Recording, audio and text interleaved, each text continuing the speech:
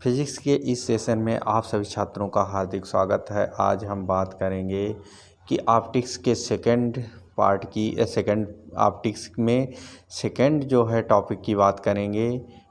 आप अपवर्तन, पूर्ण आंतरिक परावर्तन क्या होता है।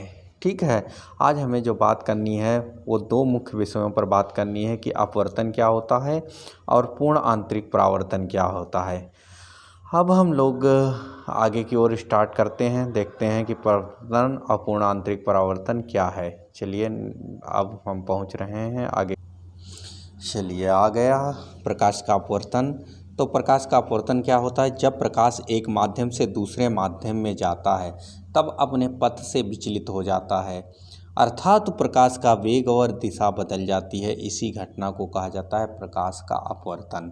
यानी प्रकाश, मान लिया जाए कि ये माध्यम 1 है, M1 है, यह माध्यम M2 है। जब प्रकाश यहाँ से इस माध्यम से दूसरे माध्यम में जाती है तो वह पथ से विचलित हो जाती है। यानी अभिलंब से, अगर ये नॉर्मल है ड्रा कर लिया, तो अभिलंब से या तो दूर चली जाएगी या अभिलंब के पास चली आएगी। इसी घटना को कहा जाता है प्रकाश का अपवर्तन। और प्रकाश के अपवर्तन के केसेस में अगर आपने देखा होगा, अगर किसी बाल्टी में अगर आप पानी भर लेते हो और ये पानी भरा हुआ है और ऊपर से अगर आप कोई छड़ डालते हो तो वो दिखती है तिरछी हो जाती है। इसका मतलब क्या हुआ? वहाँ पर प्रकाश का अपवर्तन के कारण जो अंदर की ओर लाइट्स, हमारी विजिबिलिटी जा रही है आँख की, वो सही से अपवर्तित हो जाती है। यानी हमारा जो एयर है, एयर की तुलना में जो जल है, जल का जो अपवर्तनांक है वो 1.33 है। उसमें जैसे घुसती है तो वो तिरछी दिखाई देती है और इसी को कहा जाता है प्रकाश का अपवर्तन। चलिए देखते हैं, इसके डायग्राम को बना लेते हैं। चलिए, हमारे पास फ़िलहाल डायग्राम ये बना हुआ है, इसको थोड़ा देखते हैं, इंटरप्रेटेट करते हैं। आपको होता क्या है कि प्रकाश के अपवर्तन में अगर ये सघन माध्यम हो गया, ठीक है, सघन माध्यम है और ये आपका ये सघन माध्यम है और ये आपका विरल माध्यम हो गया। तो जब प्रकाश किरण आई सघन माध्यम में आपतित होती है तो वह अभिलंब की तरफ मुड़ जाती है। तो अब इसी घटना को कहा जाता है प्रकाश का अपवर्तन। यानी आपतित किरण है वह सीधी निकल जानी चाहिए थी अगर अपवर्तन की घटना ना होती, यानी उसका वेग और उसकी दिशा ना बदलती तो यह सीधे निकल जाना चाहिए, लेकिन ऐसा नहीं प्राप्त हुआ। यानी यह अभिलंब की तो ओर मुड़ गई। अगर ये सघन माध्यम बाई चांस होता आपका तो यह किरण बाहर की ओर मुड़ जाती। चलिए अब हम अपवर्तन के नियम देख लेते हैं। अपवर्तन के नियम क्या हैं? अपवर्तन के निम्नलिखित 2 नियम होते हैं, ठीक है। तो पहला क्या नियम है? आपतित किरण अभिलंब तथा अपवर्तित किरण एक ही तल में होने चाहिए। यानी दो, अगर XY प्लेन है आपके पास, अगर ये किरण XY प्लेन में है आपतित किरण, तो अपवर्तित किरण भी XY प्लेन में होगी और ये नॉर्मल भी XY प्लेन में ही होगा आपका। तो आगे की ओर अब हम बढ़ते हैं, देखते हैं सेकेंड लॉ इसका क्या कहता है कि आपतन कोण की आई की साइन तथा अपवर्तन कोण आर की साइन का अनुपात नियत रहता है। यानी हम कह सकते हैं ये कि दूसरा लॉ हमारा जो बना हुआ है वो ये कहता है कि साइन आई यानी आपतन कोण अपान sine r equals to the constant होता है। अगर मान लेते हैं कि वो जो पहला माध्यम था उसका अपवर्तनांक N1 था और दूसरा माध्यम है उसका अपवर्तनांक N2 था, जिधर की ओर ये मुड़ी, तो N1 और N2 हो जाएगा ये आपका।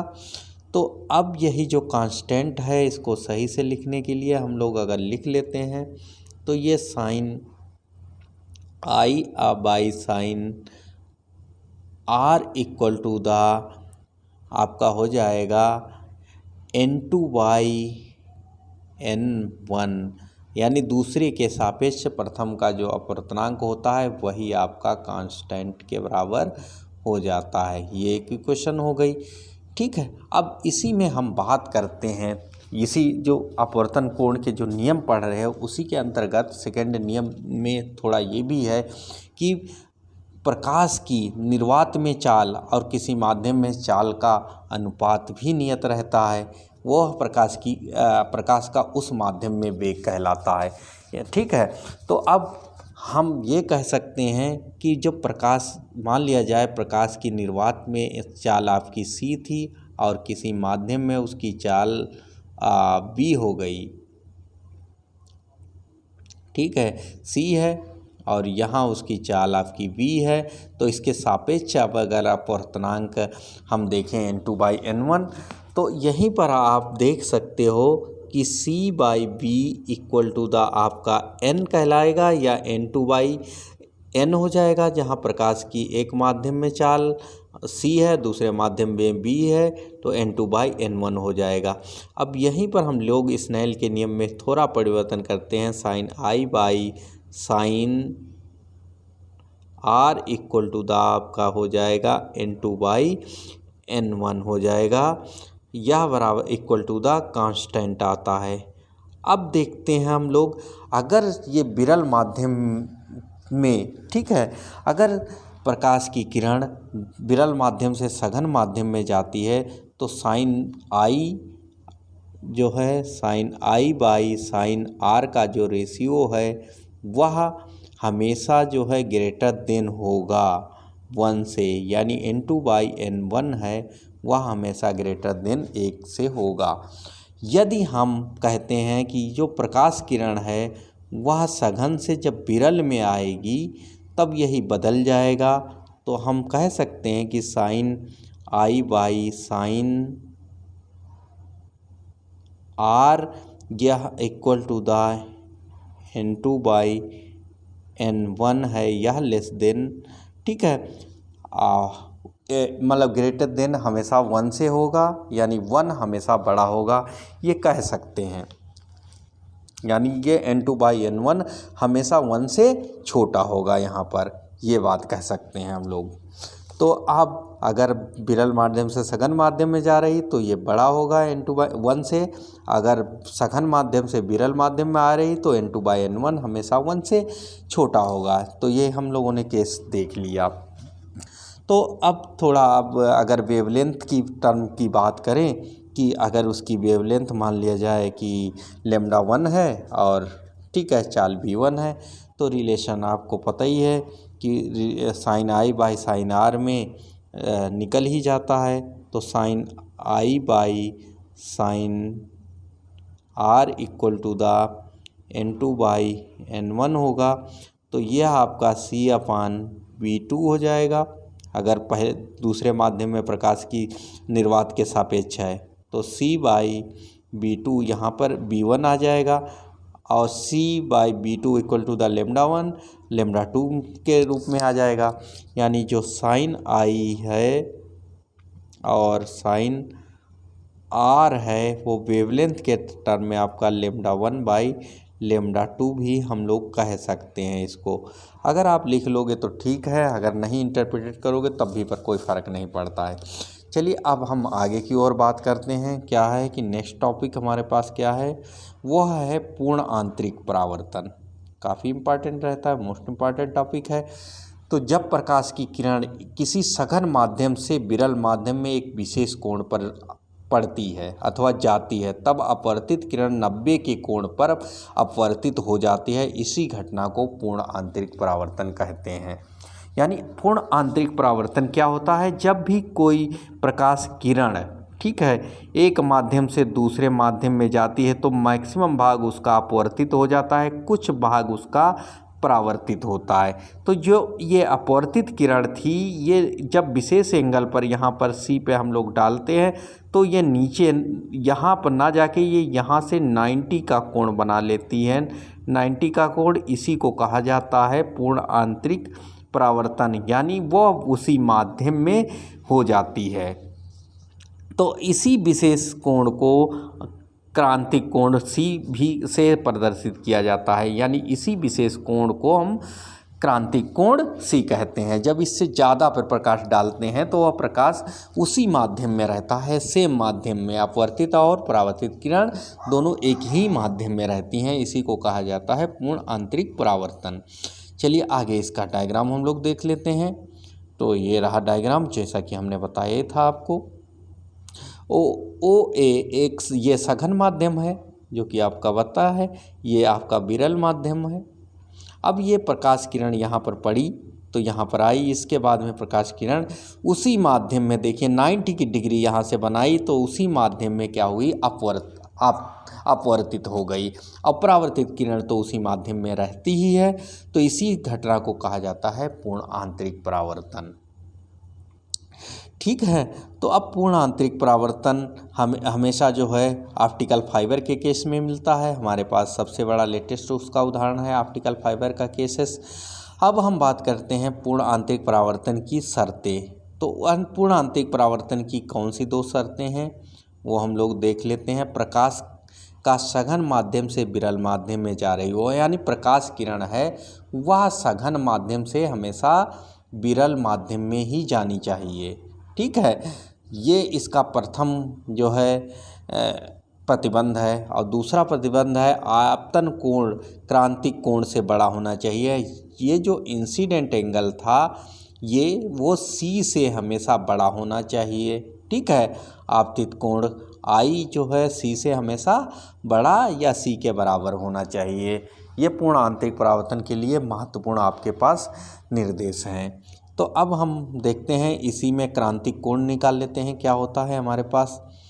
तो अब ये रहा आपके पास नया डेरिवेशन। तो वो नया डेरिवेशन क्या है, अपवर्तन तथा क्रांतिक कोण में संबंध। इस लाइन के नियमानुसार सघन माध्यम 2 के सापेक्ष विरल माध्यम 1 का अपवर्तनांक, यानी 2 के सापेक्ष 1 का अपवर्तनांक हम लोग खट से निकाल सकते हैं। जैसा कि अभी स्नेल का नियम कहता है कि sine i by sine r equals to यह आ जाएगा ट्वाइस n1, यानी इसको ट्वाइस n1 हो गया, एक के सापेक्ष दूसरे का अपवर्तनांक। जहाँ पर यदि हम क्रांतिक कोण आपतन कोण की बात करते हैं, आपतन कोण, ठीक है,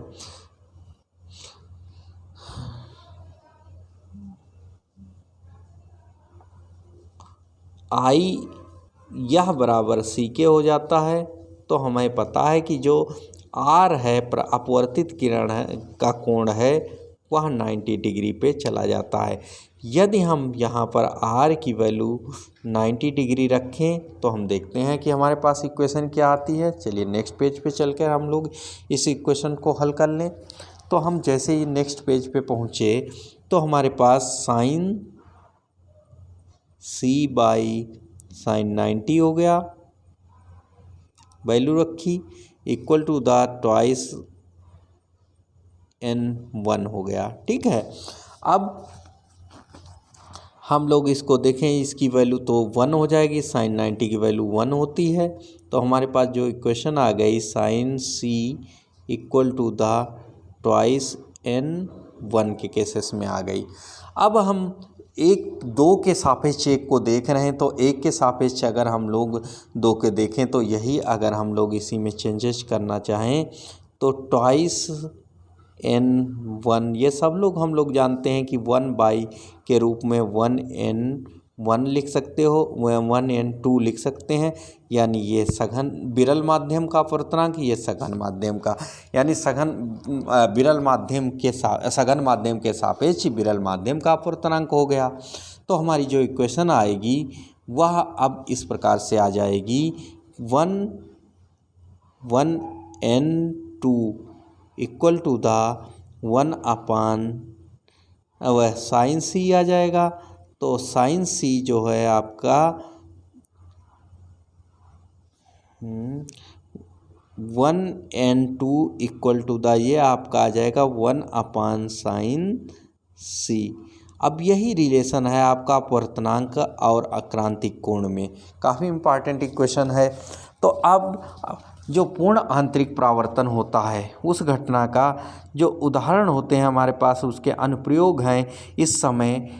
पहला तो है कि पानी के अंदर अगर किसी टेस्ट ट्यूब को आप डाल देते हो, ठीक है, तो वह हमेशा तिरछी या चमकीली दिखाई देती है। चमकीली दिखाई देती है, चमकीली का मतलब ये हो जाता है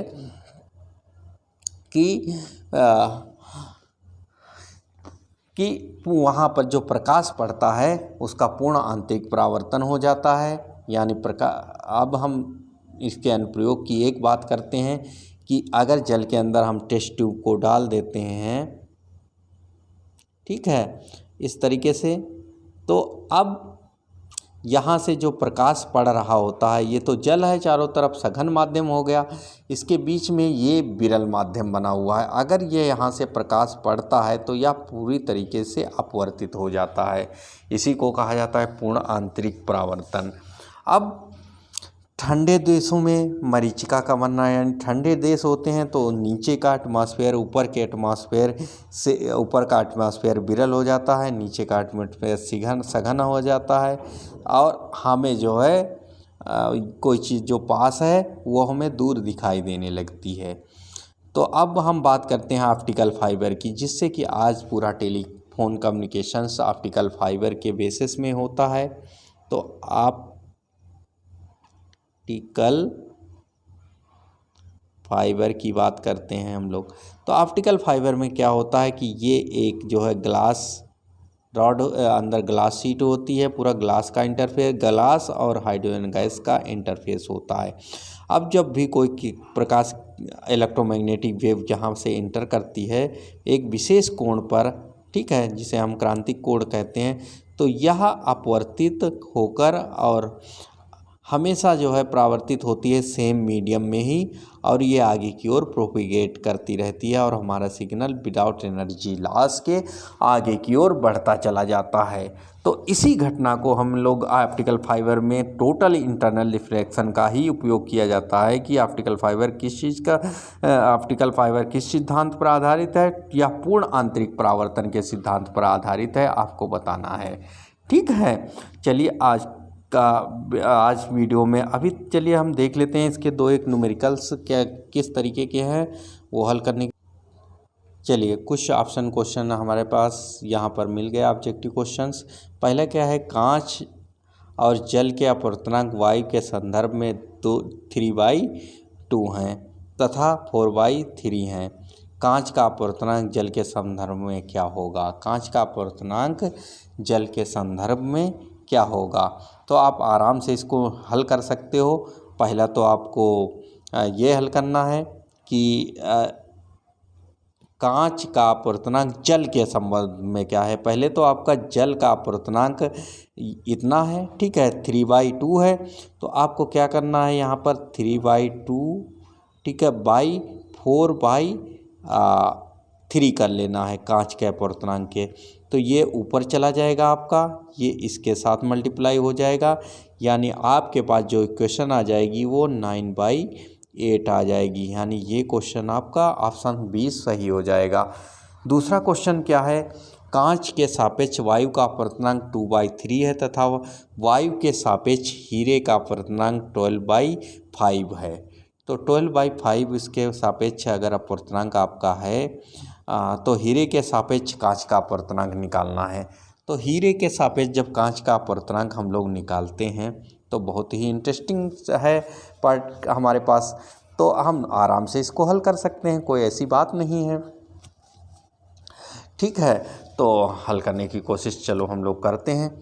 तो पहली बात तो ये है कि ये पहले अपवर्तनांक 2/3 हो गया, वायु के सापेक्ष कांच का अपवर्तनांक निकाल लो, तो 2/3/12/5 हो जाएगा। तो 5 तो आपका ऊपर चला जाएगा और 3, ठीक है, ये नीचे आ जाएगा, यानी आपका कैलकुलेशन 5/8 हो जाएगा। 2 से 12 कट जाएगा और यहाँ पर 3 से मल्टीप्लाई हो जाएगा, तो ये 8 बचेगा।